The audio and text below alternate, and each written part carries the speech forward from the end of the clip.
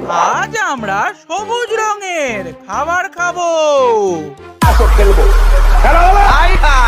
তাও আবার মাত্র 50 টাকায়।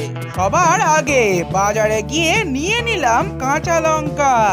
তবে এটা খাওয়ার পর আমার বুদ্ধির দারুণ উন্নতি হলো। সবুজ মানেই উন্নয়ন, তাই এই বুদ্ধি নিয়ে বেরিয়ে পড়লাম।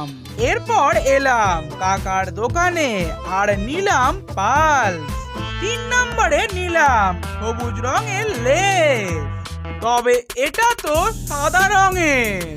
সবুজ মানেই উন্নয়ন জানতাম, এখন তো দেখছি দুর্নীতি। যাই হোক, এরপর কিনলাম জেম। এটা খাওয়ার পর ফলের দোকানে গিয়ে নিয়ে নিলাম পেয়ারা। বাংলায় কিসের অভাব জানি না, তবে সবুজের কোনো অভাব নেই।